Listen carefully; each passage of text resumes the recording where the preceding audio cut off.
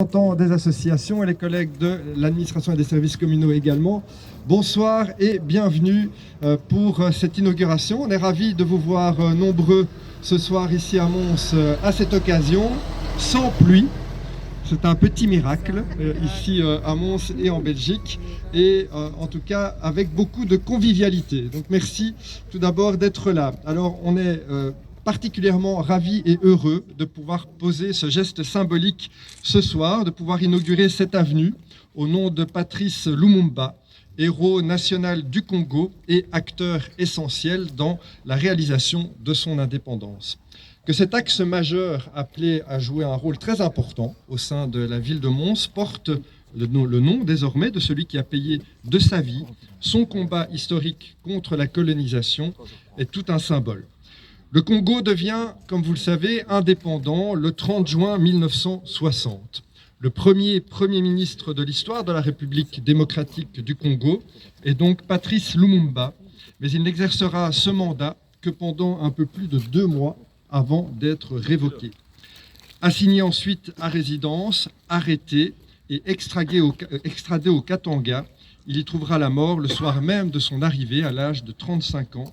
C'était le 17 janvier 1961, c'est-à-dire il y a 62 ans et 2 jours.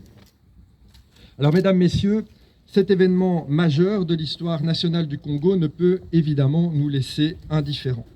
Et si la Belgique a présenté il y a 20 ans maintenant des excuses publiques pour sa responsabilité dans l'assassinat de Lumumba, les affres de la colonisation restent gravées dans l'esprit de beaucoup. Un travail laborieux a d'ailleurs été initié à ce sujet, comme vous le savez, au Parlement fédéral et peine malheureusement à aboutir positivement, faute d'un consensus politique. Nous le regrettons, nous le déplorons au niveau du collège communal de la ville de Mons. Mais si le devoir de mémoire est évidemment très important, il est aujourd'hui essentiel pour nous toutes et nous tous d'aller de l'avant.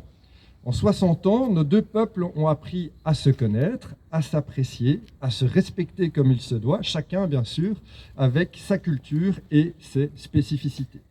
Alors bien sûr, tout est perfectible dans chacun de nos pays respectifs, on a tous nos particularités, on doit tous œuvrer à l'amélioration de nos situations économiques, politiques et sociales respectives, mais une préoccupation commune doit en tout cas toujours nous habiter, c'est celle de la défense de la démocratie et des libertés individuelles. À nos yeux, la liberté et l'égalité devraient toujours rester au centre de nos préoccupations. Patrice Lumumba l'avait bien compris, sa vie